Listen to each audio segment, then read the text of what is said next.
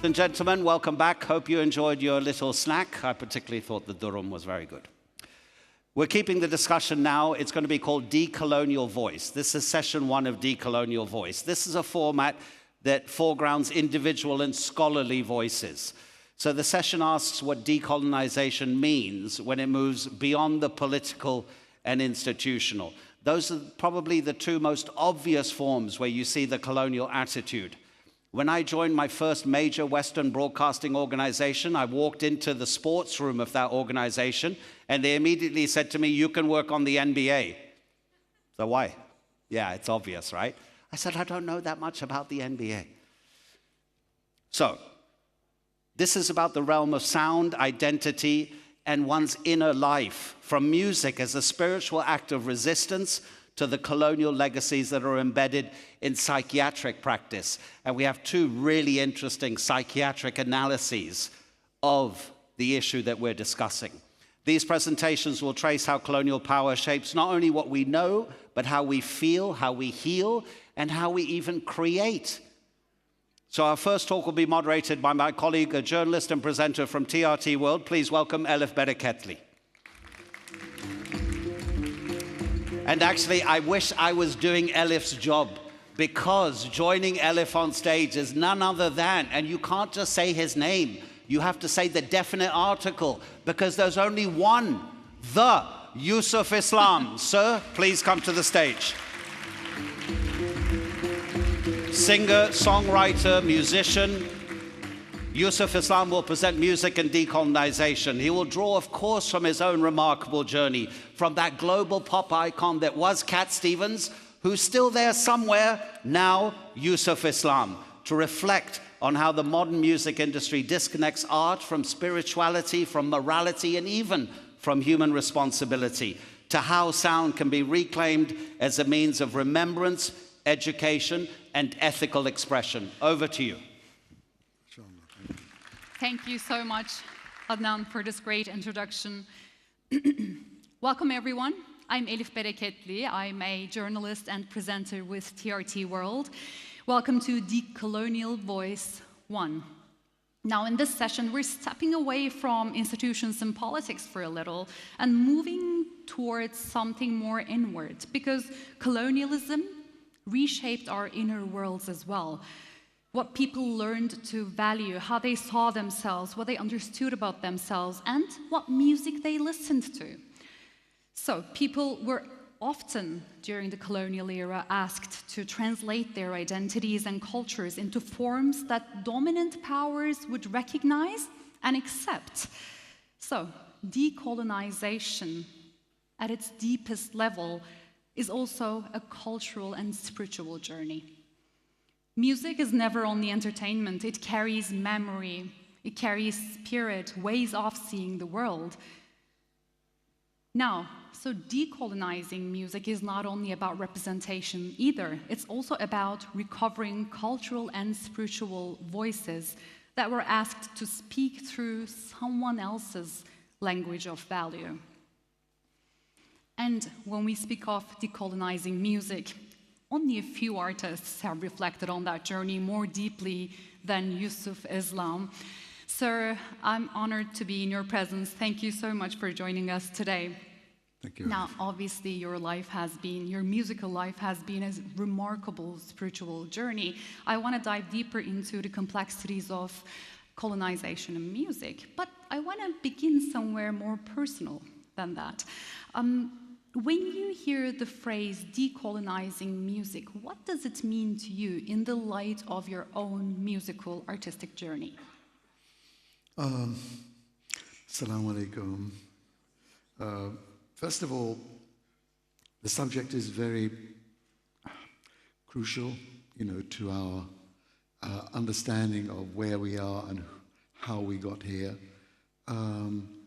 So for me, in connecting that word with music, there's so many connotations and so many angles to look at. If we look at my journey from, being born in London, from a Greek father, Swedish mother, already I had to negotiate certain cultural, clashes, not clashes, but differences. So the Swedish is very fluent and lullaby-ish, and the Greek is very, it's Greek, and so that's the beginning. And then, of course, you go to. So I'm just giving you a little bit of a hint of how it all kind of appears to me. That the beginning was living in London. You are, of course, affected by the major culture in which you're born. And so therefore, and I went to school and I sang the hymns. So hymns, that's part of the culture. And then, of course, rock music, which was really, I was just about maybe 8 or 9 years old when Buddy Holly, I don't know if you know about Buddy Holly, and, Elvis, Elvis. Don't you know Buddy Holly? I know about Elvis. Oh, good. Yes, okay. I do. Okay, so those were like just beginning. So the bulldozer was beginning. There was we were beginning to change the landscape. The music was beginning to change. And that had a massive effect on the youth and me, and I'm there, right there. So, and of course, by the time I'm a teenager, along come the Beatles. And that's a total revolution, because before that it was rather American. It was, the American rock and roll, which itself, there's a whole history which we can go into, but of course, rock and roll didn't just appear in Memphis. It appeared, on the cotton fields. It came from Africa. And so you've got all this going on. This is all music, which is kind of like, it tells you that it's such a large canvas. It's difficult to define music in terms of colonization, because you could call it culturalization. And in a way, you can't deculturalize music. The moment that somebody hears something and he's a musician, he may be inspired to culture it, to take that culture in a different direction, slightly. And so there's a massive, field of exploration in how music almost stands above the kind of politics of colonization itself. So it's kind of like, it has its own, like speed of light, it has its own time, irrelevant to whatever it is shining on. It's very interesting. Sorry. Can you hear me? We need to switch on the mic. Can you hear me now? No, one more time, maybe. Okay, maybe I'll ask you the question. Can you hear me like this? No, okay. Somebody needs to plug the Okay, I'll continue like this. old-fashioned microphones. As an old correspondent, I feel safe like this.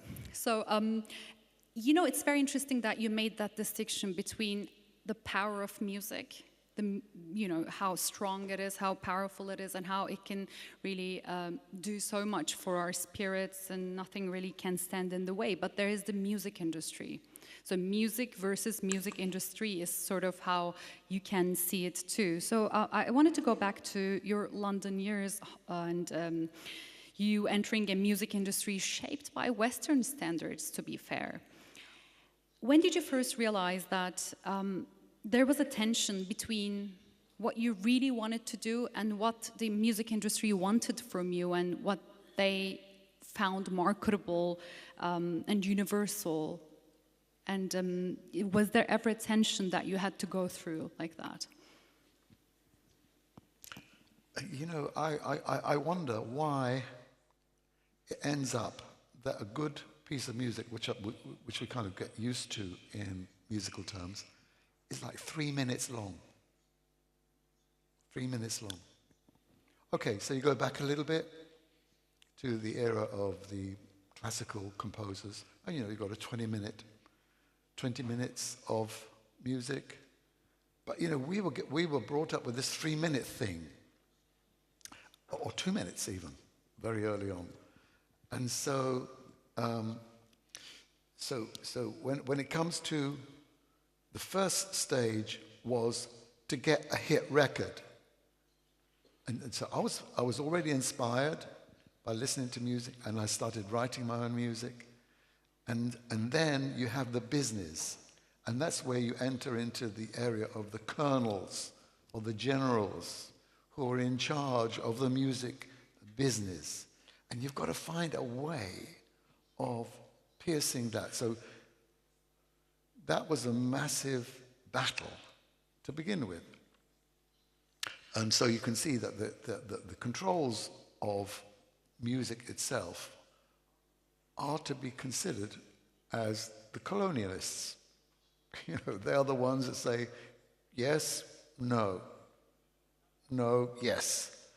And so to get through that was, to be honest, it was not that easy. But then I managed, and I wrote, my first song was called I Love My Dog.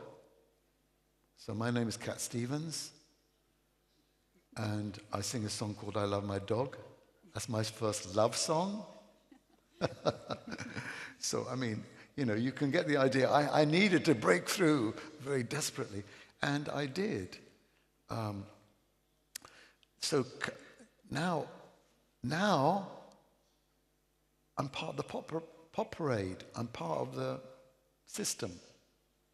And then they start to dress me, like I become dressed in a black tuxedo. They think that's better for me, black tuxedo. And then put me on stage with Jimi Hendrix. Yeah, so I'm there between Engelbert Humperdinck and Jimi Hendrix.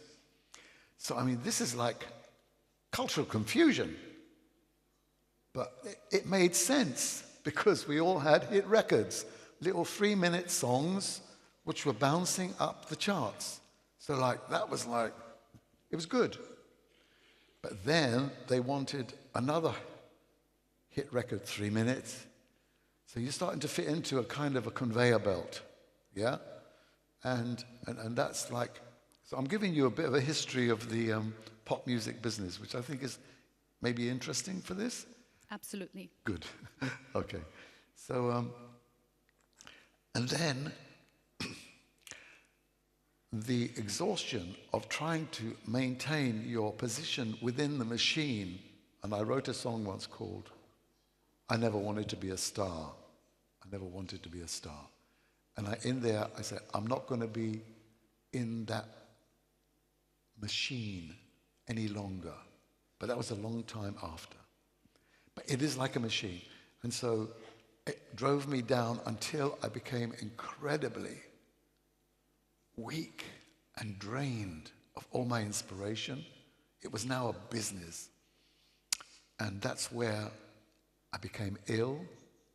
I contracted tuberculosis, which is not a good thing. And I had to go to hospital. And that was my break. That was my moment. I could start to break free from the chains which had been put on me in that first period. Very important, because at this point I was learning about the spiritual side of life. I was studying Buddhism and beginning to expand my understanding of the spirit and the soul and consideration of what lies beyond death. Well, that was a massive moment of education for me. And then I started writing songs which reflected those questions, those puzzles, metaphysical ponderings. And this time when I came back and I started writing music, I decided I must have control. I'm not going to be controlled by the powers. And so therefore I'd taken an independent route. When I did, everybody loved it. And so now I became even more famous for being independent. Wow. And now I'm contributing to a genre of music which wasn't there before. Well, it was, but it's amended, because music is kind of a cultural evolution. So that's where I my music, you probably know my music from that period, the second period. So I'm not sure if this answers the question, but there was, then you've got to look at the point, what happens after that? So my questions, where are the answers? So music was not just, for me, kind of a diversion or entertainment. It was more of a job to find out my true identity within all this cultural mishmash, and to maintain a responsibility to honesty and conscience. And at the height of your fame, you sort of stepped away and embraced a more spiritual path. After stepping away, how did the response from media, institutions, and the music industry and the public change, and what did that reveal about the values and colonial assumptions, to be fair, still shaping the music world? Yeah, so that was more difficult for the music industry than it was for me. For me, this is great. I am free. The only real moment where I felt I was free of being controlled, of being a slave to other than the Almighty, was all that before. That was all that before. So everybody is a slave. Everybody is a slave to something or someone. And this was the perfect opportunity for me to reject every other form of enslavement and imprisonment and become a subject of the one and only. And that to me was like, wow, this is freedom. And when I got to that point, by that time, my inspiration in wanting to do music and making more music had honestly kind of like reduced to such a point, because I was now reading the Quran. And the Quran was like the only thing I wanted to understand. And so I had no interest, well, less interest now, but I knew I had still a position, right? So how to manage this problem? The music industry helped me by saying, get out of here. Because the moment I said I'm a Muslim, what? But we knew you for being like a hippie or something, like a very, one of us. I say, I'm still one of you, man, but I found out who I am more clearly than I think you are, than you do. So in other words, I didn't find it difficult to walk away, and the press gave me such a bad time that it became much easier. And then when somebody said to me, oh, you're a musician, music is haram. I said, what? Really? I said, I never saw that in the Quran. I never saw that. But then I thought, it's a doubt. It wasn't black or white. There were these certain hadith, another hadith. So I said, right, I'm getting out. And that was my kind of complete unchaining of myself from the colonial domination of the music business and the culture itself. And now, I know, even I was to a point where I said, I'm not even going to recognize weekends. So Saturday and Sunday, finished. 7 days, that's all it is. Except Friday, I go to the mosque. It also says a lot about which forms of spirituality Western culture feels comfortable romanticizing or embracing, whereas some forms of spirituality they see as threatening, I think. So it's quite foreign to them, and I think you've been sort of forced to serve as a bridge between the two cultures, and I think that makes you a very unique example in the music business. We don't have much time left, so okay. I want to go into the algorithm-shaped industry and today's music industry culture. Obviously, colonialism works by flattening cultural differences and elevating one dominant model over the other, for culture in general. So today's algorithm-driven music, do you think it risks reproducing that same logic, one culture over another, or flattening cultural differences, where listeners everywhere around the world are pushed towards the same sounds, same emotions, and same aesthetics? Yeah, well, we've missed one of the... I would like to just go back a little bit to say that when I did become a Muslim, because I think it's important, that when I became a Muslim, there was a moment where I was beginning to be colonized by the cultures of the Muslim world. Very interesting. Right? Very interesting, yes. Why are you not wearing a turban? Or why don't you... What are you doing playing guitar? So in other words, and there was a kind of an attitude and a school of thought which had obviously become extreme to the point where music was like forbidden. So I had to go through a whole evolution of understanding. And then you kind of realize that, oh, you know what? It was probably the Muslims who brought the guitar to Spain from Baghdad, and guess what? From Spain it went to Europe, now we have the guitar. So you get this crazy, evolution of music. And I'm now saying, okay, where do I fit? So I think that I needed to say this because it's important. Because when there's a new Muslim, somebody comes to Islam, you don't have to leave your culture at the door. You don't.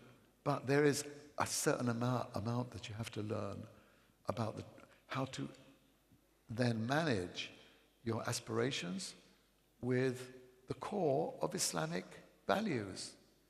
And once you do that, you can fly. You can fly. But it takes time to find, that direction. Now I think the management of music business is even worse than it was before. Now Spotify is algorithms, and yet music technology, or technology itself, the social media, has given a great opportunity for individuals to get 20 million views. And they're just like somebody who's standing in front of a camera doing their thing.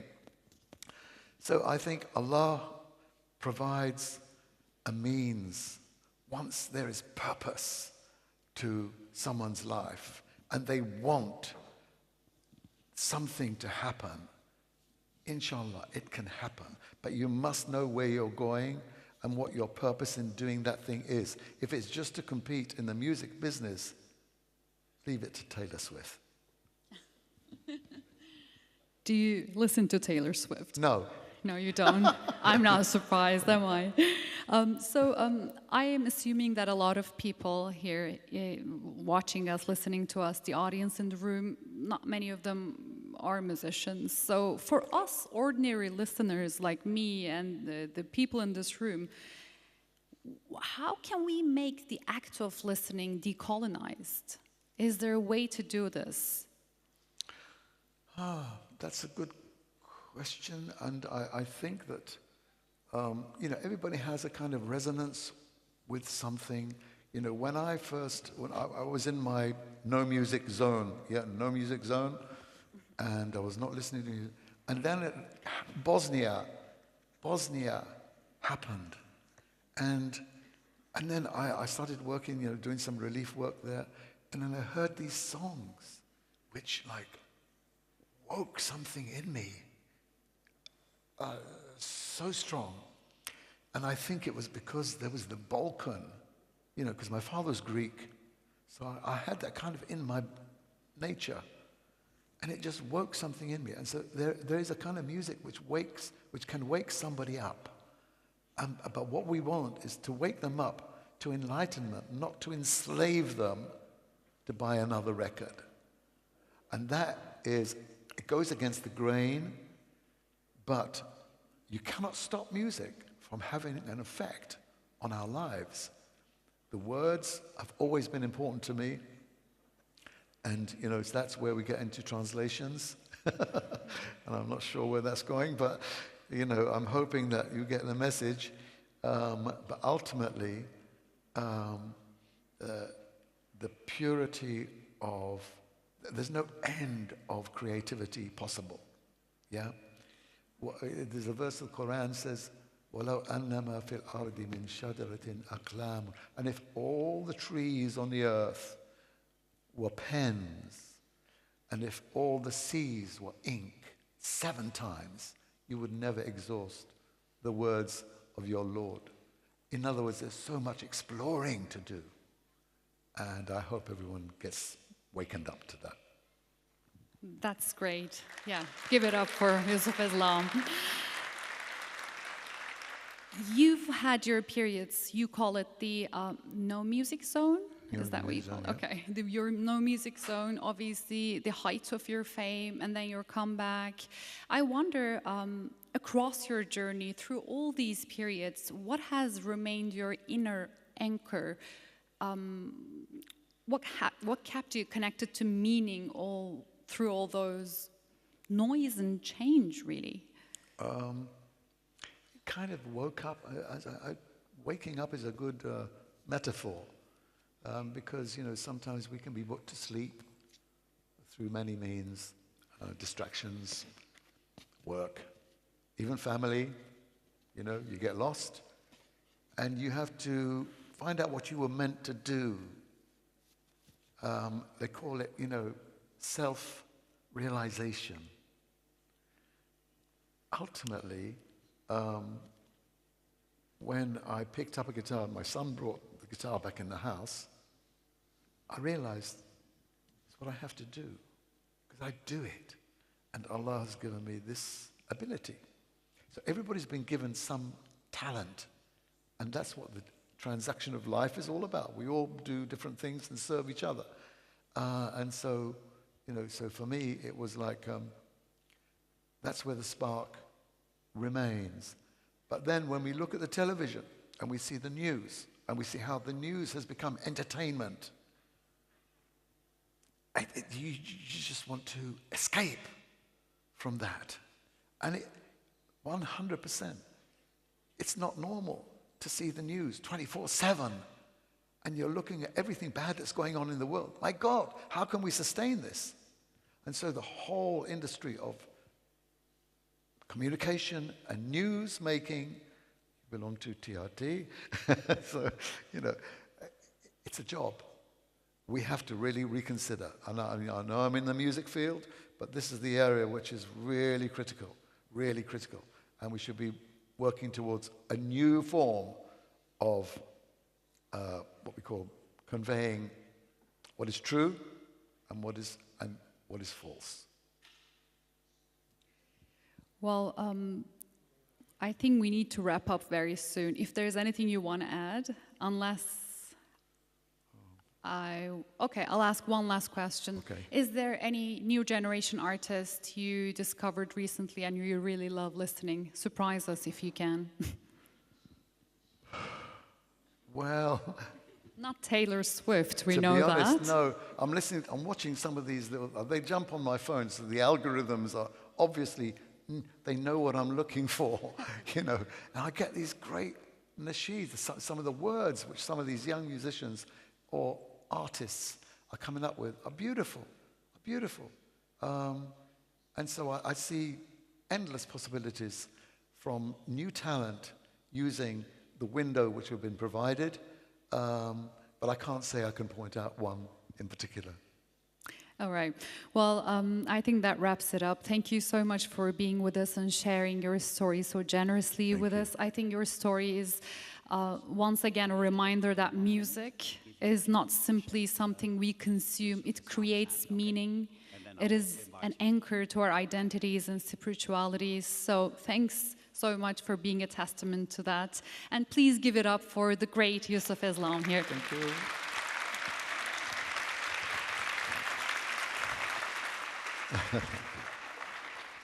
Yusuf Islam, Elif Bereketli, thank you so much indeed. What an absolute honor to have this man here.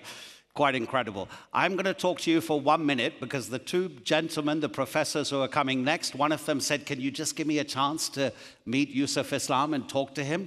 So what we've heard now is how music and the colonial mindset affects that particular art. But of course, colonialism and the decolonization thing, it applies to every element of culture, whether that's music or film or sport. And I told you a little bit about sport earlier.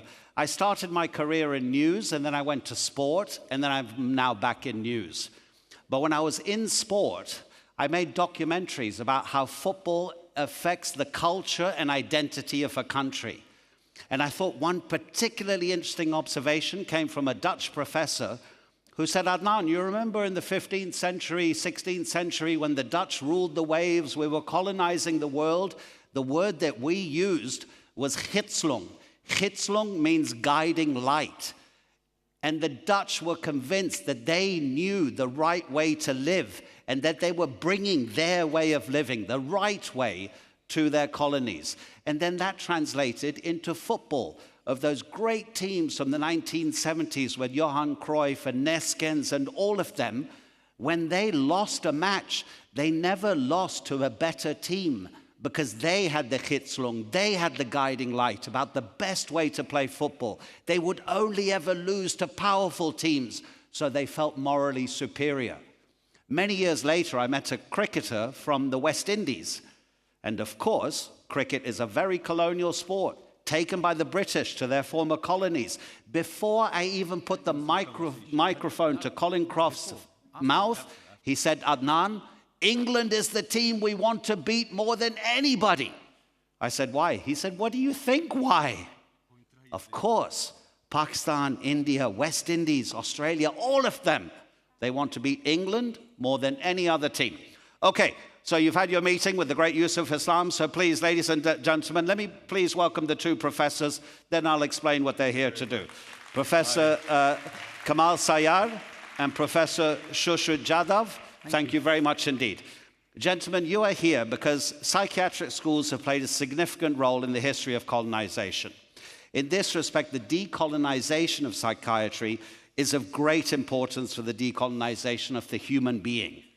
So, Professor Jadhav from the University College of London and Professor Sayar from Marmara University, they will jointly present Decolonization and the Psyche to examine how psychiatric practice, far from being universal, actually carries and continues to carry and reproduce colonial assumptions about distress, diagnosis, and most importantly, probably care.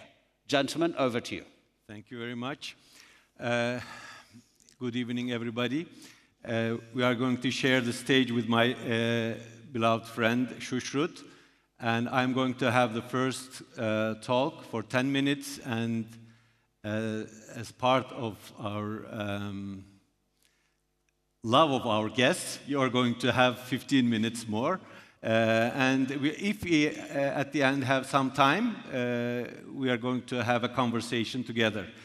So I will take the liberty of talking in my own language, in my native tongue. Bugün size ruhların nasıl işgal edildiğini konuşacağız, değerli arkadaşım Sushrut ve ben. İlk 10 dakikayı ben kullanmayı ümit ediyorum. Sonra 15 dakika o konuşacak ve daha sonra da 15 dakikada 10 dakikada umarım ki bir karşılıklı sohbet etme imkanımız olacak. Neden psikiyatri, neden ruhların işgali dedim? Çünkü kolonyalizmin temel dayatmalarından bir tanesi insan ruhunun tek ve biricik olduğu ve bunun standartlarını Batı toplumlarının belirlediği düşüncesidir. Aslında antropolojiden başlayarak Afrika toplumlarına, uzak doğu toplumlarına gittiği zaman hem sömürgeci psikiyatri hem sömürgeci antropoloji incelediği özneleri nesneleştirmiş ve onları beyinsiz, ilkel, çocuksu, primitif özneler olarak tanımlamıştır. Bu neye yarıyordu? Bu insanların topraklarını işgal etmeye, orada kalmaya ve onlara efendilik taslayarak bir şekilde onları medenileştirme projesine yarıyordu. Bu medenileştirme projesinin bugün değişik ifadelerle hala devam ettiğini görüyoruz.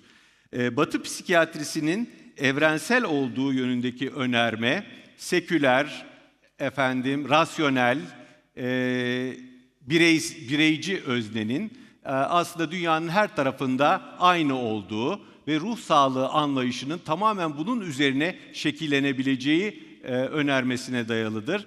Ve bu aslında bütünüyle bir dayatmadır. Ve dünyanın kalan kısmına bir konseptin, bir kavramın ihraç edilmesidir. Bu bizim aslında epistemik şiddet dediğimiz şeydir. Yani yerli kültürlerin geçerliliğinin kaybedilmesi, yerli kültürlerin kendilerini ifade etme kudretinin ellerinden alınması, yerli kültürlerin kendilerini ifade ettikleri meşru ifadelerin meşruiyet dışına itilmesi ve onların gülünçleştirilmesi, mitleştirilmesi, bir folklorik bir unsur olarak ele alınması. Dolayısıyla siz eğer ruhları da işgal ederseniz, topraklarını işgal ettiğiniz yerlerde daha uzun kalabilirsiniz. Buna epistemik şiddet deniyor, çok iyi bilindiği gibi. Bir de epistemik yer değiştirme var. Epistemik yer değiştirme, yani bilginin yer değiştirmesi. İncelenen özne, kendisine inceleyen otoritenin, tahakküm eden otoritenin gözüyle bakmaya başlıyor. Kendisini adeta bir cüce aynasında seyretmeye başlıyor. Onun kendisinde tanımladığı bir biçimde kendisini görmeye ve kendisini algılamaya başlıyor. Kendi hikayelerini geçersiz buluyor. Kendi anlatılacak hikayelerini, daha doğrusu anlatılmaya değer bulmuyor ve hakim anlatı tahakküm edenin anlatısı olmuş oluyor. Bir yandan da bu toplumlar WEIRD dediğimiz Western, batılı, educated, eğitimli, industrialized, endüstrileşmiş, rich ve demokratik, zengin ve demokratik toplumların aslında tanımladığı bir insan normalini biz bütün dünyaya dayatmış oluyoruz. DSM, ICD gibi bir takım tanı kriteri kitaplarıyla bir anlamda kendi normalimizi, Batılılar adına konuşacak olursam, kendi normallerini dünyanın kalan kısımlarına ihraç etmiş oluyorlar. Ve sizin kendinize mahsus özelliklerinizi, kendinize mahsus hikayelerinizi geçersiz kılmış oluyorlar. Bu aslında bir anlamda Amerikan ruhunun küreselleşmesi demek. Birkaç örnek verecek olursam belki daha iyi anlaşılır. Mesela 1950'li 60'lı yıllarda Kara Panter hareketi var, Black Power hareketi var, Siyah Güç hareketi var ve siyah erkekler giderek protesto sahnesine çıkıyorlar, sistemi rahatsız ediyorlar. O sıralarda Tanı El kitabında bir el çabukluğuyla hızlı bir tanı değişikliği görüyoruz. Şizofreni kriterlerinin içine hostilite ve agresyon ekleniyor. Yani düşmanlık ve saldırganlık ekleniyor. Birdenbire bir tanı kategorisi, şizofreni tanı kategorisi batılı beyaz kadınlarda, Amerikalı beyaz kadınlarda daha çok tanınan bir daha çok gösterilen bir durumken siyah erkeklerde çok daha yaygın bir mesele haline gelmeye başlıyor. Yani bir okus pokusla teşhisi bir gruptan diğerine kaydırıyorsunuz ve bu insanları, bu politik hareketi tımarhanelere kapatma hakkını elde ediyorsunuz. İşte bunlar hep kolonyalizmin, modern kolonyalizmin gizli hokus pokusları, gizli göz bağcılıkları. Bir örnek daha vereyim. Sri Lanka'da tsunami oluyor. İşte batılı travma terapistleri ellerinde bir sürü kitaplarla gidiyorlar. Biz bu insanlara yardımcı olacağız diye. Ve insanları konuşmaya zorluyorlar, anlatmaya zorluyorlar ve çok ters tepiyor bu terapiler. Çünkü her toplum acıyı sadece konuşarak sağaltmaz. Bazı toplumlar, bizim toplumumuzda da öyledir, bir araya gelerek, beraber ritüelistik bazı şeyler yaparak, bazı şeyleri paylaşarak, sessizce bir arada oturarak, bazen acıyı yutarak yası yaşarlar. Zorla bir kültürün dayatılması, bir terapi biçiminin dayatılması insanlarda ters tepiyor. Aynı zamanda bugün işte artık giderek popülerleşti terapi mevzusu. Bizim bireysel psikoterapi olarak yapmaya çalıştığımız şey çok fazla kültürel batılı öncüllerden, modern batılı öncüllerden yola çıkıyor. Bir doğu toplumundaki komünaliteyi, ortaklaşalığı, bir cemaat içinde, bir topluluk içinde yaşamayı hesaba katmıyor ve daha çok bir özgürleşme ideolojisi, bağlarını kır, her şeyden uzaklaş, sadece sen önemlisin, senin varlığın önemli tarzı alttan alta bireyci Batı sisteminin propagandasını yaparak, seküler batılı öznenin propagandasını yaparak sanki doğru yaşama biçimi böyleymiş gibi, sanki insanın manevi olanla, toplulukla, kendi ülkesiyle, gönlüyle bağlarını koparırsa, sadece rasyonel bir şekilde kendi çıkarlarını maksimize ederse daha doğrusunu yapacakmış gibi bir anlayış yaratılıyor. Bu da yine insanları bağımsız, yönsüz bırakabiliyor. Terapinin de dekolonize edilmesi lazım. Ülkenin kültürel ihtiyaçlarına uygun, insanların ruhsal yapısına uygun, gelenekleriyle çatışmayan terapileri düşünmemiz lazım. Frantz Fanon yeni bir insanlık fikrinden bahsetmişti. İnsanın insana tahakküm etmediği, hiyerarşilerin ortadan kalktığı ve insanların birbirine sevgi bağıyla bağlandığı yepyeni bir insanlık anlayışından bahsetmişti. Belki psikoloji bilimlerine ve psikiyatriye bütün bunların uygulanması, bütün bu söylediklerimizin uygulanması daha çoğulcu epistemolojileri dikkate almakla mümkün olacak. Yani buldozer gibi yerel zihinsel ontolojileri, yerel anlam inşa etme biçimlerini yıkan tekçi anlayışlara karşı çoğulcu anlayışlar, kültürel mütevazılığı ön plana çıkarma, yani her kültürden, her insandan öğrenebileceğimiz bir şey olduğu düşüncesi galiba önümüzdeki yıllarda dekolonyal düşünce bağlamında psikolojide ve psikiyatride daha fazla konuşulacak. Yaşayan organizmanın sahneye getirilmesi, yani yaşayan varlık olarak insanın, acı çeken insanın sahneye getirilmesi ve onun kendi adına konuşması, başkalarının onu tanımlaması yerine onun kendini tanımlaması. Bir örnek verecek olursam, şimdi benim değerli arkadaşım Sushrut sokaklarda da çalışıyor. Homeless insanlarla, evsiz insanlarla çalışıyor. Bir sürü yapısal sıkıntıdan dolayı sokağa düşmüş bir insana sadece ilaç vermek, kolonyalizmi çoğaltmak demektir.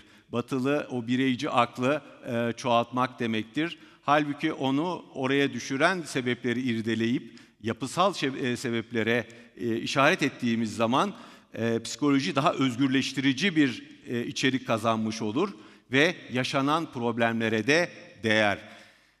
Ayrıca local healing system dediğimiz yerel sağaltıcı, iyileştirici sistemleri ne kadar çağırabilirsek günümüzün dekolonyal dünyasında o kadar işe yarayacaktır.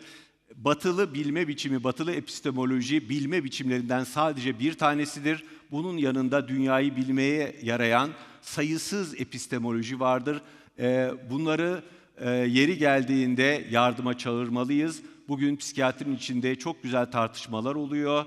Afrika'da, Latin Amerika'da acaba yerel şifacılarla, yerel sağaltım sistemleriyle psikiyatri nasıl eklemlenebilir?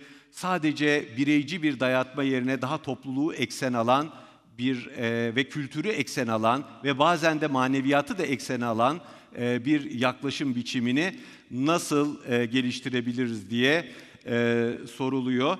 Son 1-2 dakikamda eğer unuttuğum bir şey varsa bakmak istiyorum. Evet, kültürel mütevazılıktan bahsettim. Toplum temelli ruh sağlığı yaklaşımlarından bahsettim. Ve zorla tedavi edilen marjinal gruplara zor kullanılmasını önlemek de bizim hedeflerimizden birisi olmalı. Yani zaman içinde ilerleyen, lineer bir zamanı gözeten modern bir benlik yerine zamanı çok farklı şekillerde deneyimleyebilen özneyi dikkate almalı. Sözlü yetenekleri, hikayeleri, ritüelleri, spiritüel bilgeliği ve topluluk bilgeliğini de dikkate almalı. Yarının çoğulcu dünyasında benliği de işgalden kurtarmaya, ruhu da işgalden kurtarmaya her zamankinden çok ihtiyacımız var. Hepinizi dinlediğiniz için çok teşekkür ederim.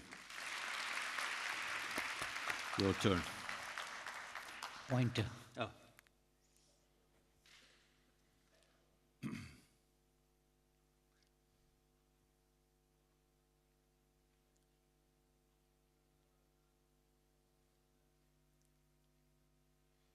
Oh, it's not mine.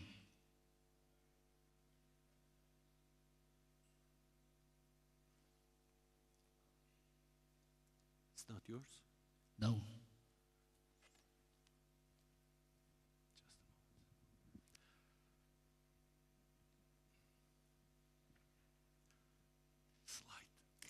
Well, good afternoon, everyone.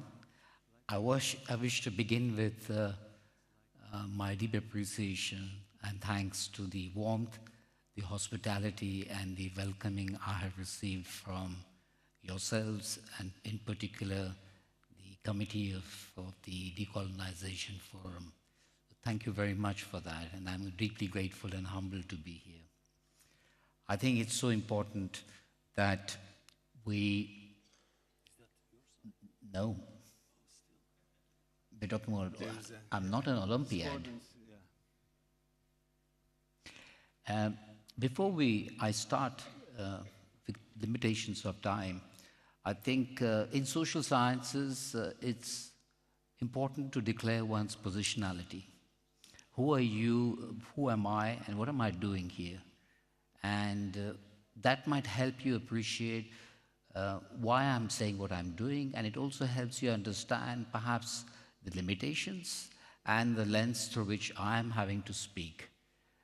So I'm an Indian citizen. I happen to come from a family who were cobblers or leather workers. As many of you might know, that leather workers in India are considered to be former untouchables. They're considered polluted at the very bottom end of India's caste system in Hinduism. And so after the British left, the constitution, which was written by a pioneer, former untouchable Professor Dr. Ambedkar, whom some of you may have read or known about, wrote the Indian constitution. And over time, the term untouchable was replaced with the self-ascribed term as Dalit, which is spelled D-A-L-I-T. Now, the issue here is that I'm going to talk about not just the colonial out there in the Wild West. I'm going to talk about other kinds of colonials who are shaping our epistemologies, who are shaping our lives, our upbringing, our identities, and our knowledge production. Of course, now I work on the streets of London as a psychiatrist for the homeless. I'm also at the university where what I learn from the streets, I teach. And because I'm a medical anthropologist by training, my PhD was studying white British natives in London because no one had studied the white British people from the outside. Anthropology was preoccupied and continues to be exoticizing other parts of the global South. And so after my PhD, I've continued to work with the socially excluded, the marginalized. And in some ways, in our careers, we often return to our past to address some of the wounds and some wounds that don't scab, and they remain fresh. And they have a power, and they're a site of resistance. I don't follow any particular religion. I am sympathetic to Buddhism. But now that I said what I said to you, I would also like to share my work in India, which I'm continuing as a medical anthropologist and cultural psychiatrist. I do field work on addressing caste identity distress. There are millions and millions of people who are suffering as we speak with the problem of their caste identity. They're treated badly. They're humiliated every day. They're rendered subhuman. And if I may say, one of the reasons why this happens is because India still is run by two constitutions, the legal constitution and a constitution that predates by over 1,000 years called the Manusmriti, which codified the Indian caste system and ensured that it was a vertical hierarchy based along the axis of purity at the top and pollution at the bottom. Those people, such as myself, are outside of the caste system because we are considered untouchables. And so I don't have a place within this caste system. I'm outside of it. And what's important to remember is that this division, according to Dr. Ambedkar, is not a division of labor, as caste system was in the initial times when it was formatted. It's a division of laborers. And that's a very important difference. Of course, my work in India is not just addressing caste identity distress, but also examining the whole project of what we call as decolonization. I also work with elephants and with monkeys, looking at human-elephant and human-monkey relations and the mental health implications of that, which are fairly serious because these days we have to be talking about ecologies of suffering and the ecologies of healing. And our ecologies are populated by plants, animals all around us. So I'm a post-colonial elite now because my first few years was in a small Muslim hamlet where I was taught by an imam, and I had 11 years of Christian schooling where I read the Bible, did my training as a psychiatrist, had to train all over again in London because I wanted to do medical anthropology, didn't have the money, so I had to train all over because my qualifications were not recognized. Now they are, of course. And my main concern remains working with people at the margins. When I use the word margins, I don't mean margins necessarily in that category because margin is also a very powerful space. Without a margin, there can't be a center. So there is a power at the margin. We may run out of time, and I over-prepared thinking that I would have about 45 minutes of a dialogue. So I would like to preempt it by reading the extended version of our summary so that even if I run out of time, you would have had the gist of it, and I might later be able to share my slides with any of you who wish to. So our work that we're presenting together in sequence, it draws on clinical vignettes to show how everyday psychiatric practice reproduces colonial harm. Psychiatry presents itself throughout the world, including the global South, as universal. Yet the foundations are historically and culturally specific. These assumptions continue to shape how distress is defined and treated worldwide. We challenge the idea of Western colonialism as a singular force. Colonial power is heterogeneous, and often reproduced within societies themselves. Many contexts sustain local colonials in South Asia and in India. Caste operates as one such system, not simply alongside psychiatry, but through it. Mental health training, language, and authority in India remains dominated by uppered caste institutions. I use the word uppered and not upper as a linguistic trick and an important one to work with ideas that frame what you might call as decolonization. And that is to turn a noun into a verb. So it is homeless, not a homeless. It is forwarded, not forward. It is uppered, not uppered. It is backwarded, not backward. And that opens up a way, an imagination of thinking about the vectors that bear upon the condition or the situation. And so a common one is, in popular language, you might say, do you language, bro? Or do you library, bro? And that gives another way to think about when you say, this gentleman is homeless, and you start thinking about what forces may have generated the condition or the context that arises. So, back to India, there has been a colonial well before the British came, as I showed you through the text on the caste system, which was formulated during 1600 BC. And it got codified in the text I showed earlier, which is the Manu Shastra, in around 1000 AD. And so it has continued, it has been developed, and although the British have left, there is a revival of a very narrow version of Hinduism that goes by the name of Hindutva. And that revival has made the situation even worse. It has solidified, strengthened, and reinforced the divisions of caste. Untouchability is still practiced. Daily humiliation, lynching, rejection, turned into subhumans, continues to take place as we speak. I'm one of those fortunate to have managed to get past it and to be where I am now here with yourselves. These dynamics that I just talked about are intensified by a movement that has been going and developing over the last decade or so, called the Global Mental Health Movement. Some of you may have heard about it. This movement is framed as closing a treatment gap.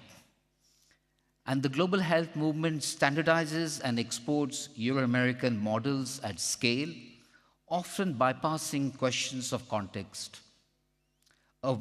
As India's westernized middle classes demand these forms of Western psychiatric care, state mental health services expand on terms that remain misaligned with the lives of the majority poor who place their trust in state mental health care. And drawing upon several scholars, both myself and Kemal, including Frantz Fanon, and for me particularly, the Latin American liberation theologist Ignacio Martin Barro, we frame distress as power, shaped by power and by history. We also want to introduce the word colonial iatrogenesis. Iatrogenesis, simply put, is a Greek origin term which means the disease caused by the physician.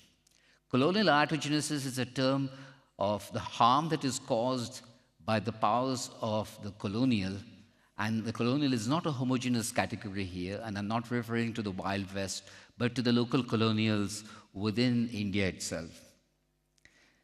It is a harm produced when psychiatric models travel as if universal, leading to misdiagnosis, inappropriate care, and the remaking of subjectivity.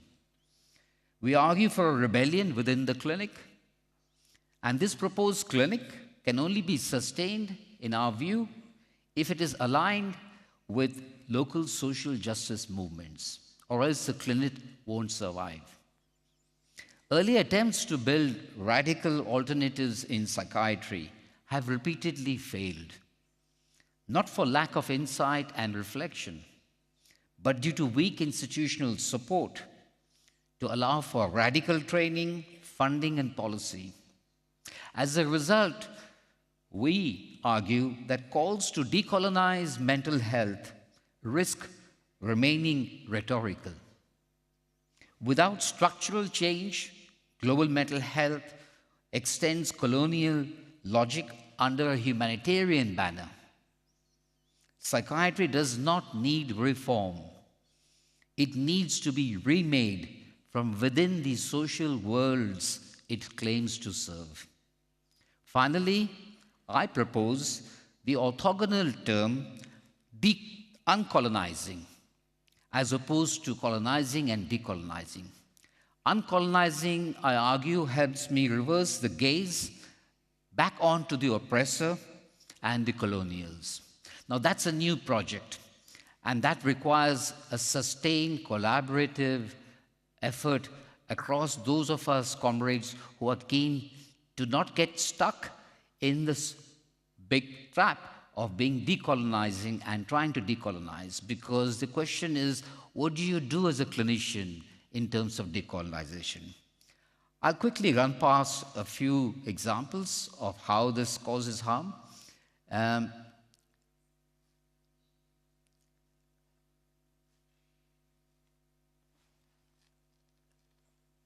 These are just the statistics that suggest 1 in 27 of us are Dalits when we compare to the world population of 8 billion people.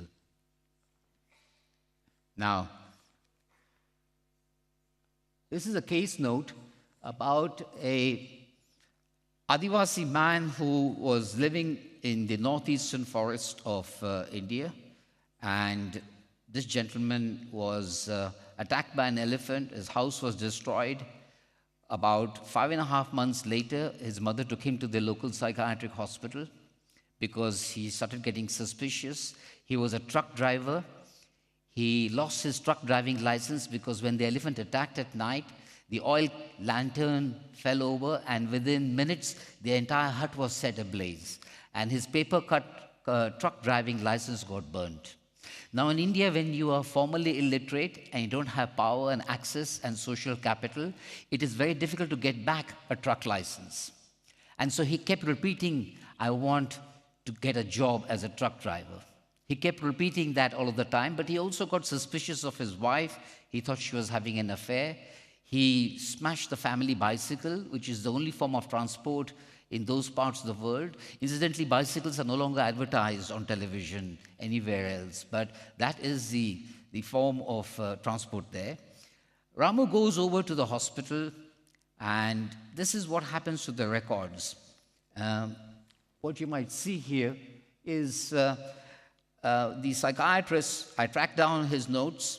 The psychiatrists have done something very interesting here. I would have put it out as a quiz, but I would probably skip the slide to show what they've done. They've actually said that this gentleman has fallen from a truck while unloading a lorry where he would hang around because he wanted a truck driver's license, and there was no head injury, and he's muttering and talking to himself, and as an indication that he's mad, there is a quote to say he has been saying, "I've come here for a job," when asked by the psychiatrist at the hospital. Now, what's interesting over here and what you notice is a diagnosis that is given to him as psychosis not otherwise specified, or schizophreniform psychosis along with addiction. He's given state-of-the-art antipsychotics for treatment. He gets better, but his irrelevant talk, which is given as an example that I have come here for a job, is put down as a way. Better sum up because okay. We're going already forward. 5 minutes have been given. All right. Yeah. So I will finish to just show you one possible consequence of what happens here. I seem to be stuck on this slide. Yes. I'll just show you that last bit slide. So the clinic, through the biomedical Western lens, psychiatrists who are trained on a diet of Western textbooks, reframe a cultural problem into an organic problem by beginning with a fall from the truck and a head injury. It shrinks the temporal and spatial events. So instead of a history of 5.5 months, it takes it down to just a few months. It inverts a language of suffering when the person is actually saying that I have come for a job and he wants a job. That is put down as an example of insanity. And the symptoms are decontextualized. A whole huge elephant is missing from the case notes. That is the elephant in the room. And the elephant has vanished. I am inspired by Haruki Murakami's short story called The Elephant Vanishes to mention this. I think because in the interest of time, we cannot go any further. I have a few other examples to talk about it. But in terms of my own work as addressing caste distress therapy, I had to break the walls of the clinic, and I had to end up carrying out what I would loosely call as political therapy. In a nutshell, that means radicalizing my subject.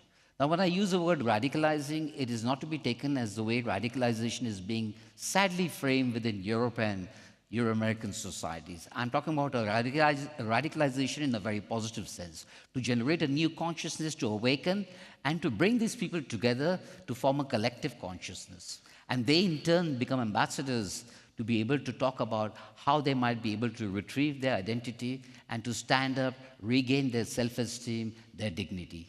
But such kind of work can't take place within mainstream institutions. They won't survive. These radical interventions can only take place outside, but a collaboration between those of us who are here can generate a wider consciousness that will take its own pace, and our imagination will allow us to generate newer ways to intervene, to address this idea of uncolonizing. I thank you. Belki salondan konuya ilgi duyan bir tane soru alabiliriz. Sushrut Bey'e soru sormak isteyen var mı? Psikoloji öğrencisi var mı? Psikiyatri öğrencisi var mı? Buyurun. Türkçe konuşun, İngilizce konuşun, siz birisiniz. Ben birinci sınıf psikoloji öğrencisiyim. Aslında ben şu konuyu çok merak ediyordum, sormak da isterim. Malum biliyoruz ki üniversitede, okullarda psikoloji alanını daha fazla işte bize sunulan Batı tarafından okuduğumuzu biliyoruz. Herhangi bir konuyu. Peki bu biz okuduklarımızı hayata geçirdiğimizde dekolonizasyonu yaşayabileceğimiz, dekolonizasyona girmeden nasıl bunu hayata geçirebiliriz aslında? Evet, yani çok önemli bir soru. Eğitimde dekolonizasyon, üniversite eğitiminde dekolonizasyon çok önemli bir konu. Avrupa merkezli bilgiyi ters çevirmemiz lazım yeri geldiğinde. Çünkü bazı şeyler tamamen bize aktarılan, evrensel bilgi diye aktarılan şeyler tamamen kültürel değerleri yansıtıyor. Dolayısıyla alternatif textbook'lar okumak, alternatif kitaplar okumak, mesela gelişim psikolojisi değil mi? Gelişim psikolojisi dediğimiz zaman çok evrensel bir şeyden bahsediliyor gibi geliyor.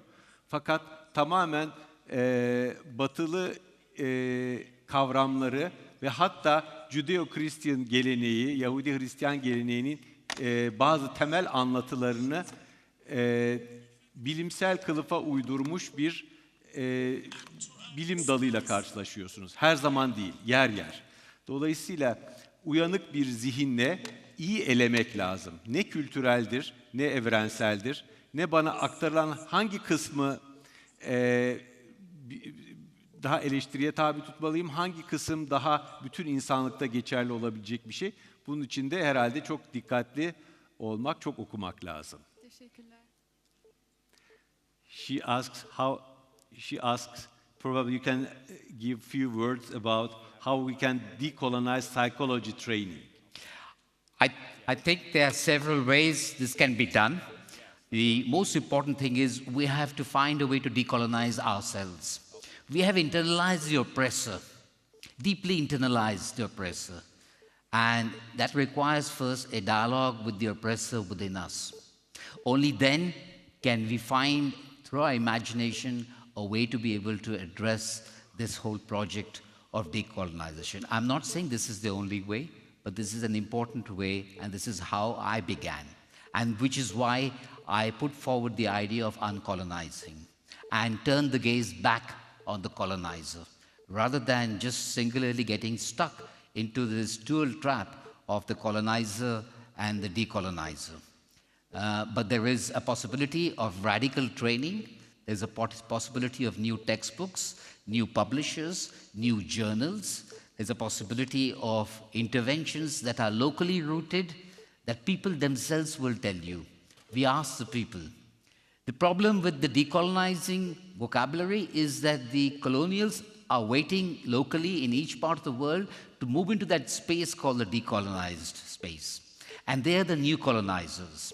So in that sense, it's again occupied by the same old elites, the same old people who've had the benefit of colonized experiences, education, their social world, their capital. Thank you. Okay, teşekkür ediyoruz. Sağ olun. Hepinize iyi günler, iyi kongreler, iyi sempozyumlar diliyoruz. Sağ olun, var olun. Thank you so much indeed, Professors Jadhav and Sayar. We'll just have a 10-minute break. We'll be back to start the next session at 5 o'clock.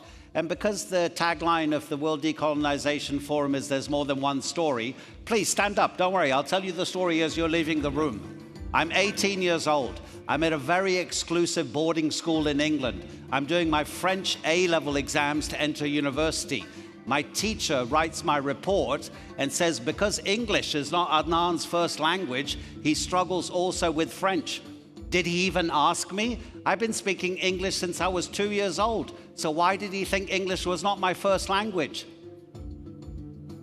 Enjoy your break.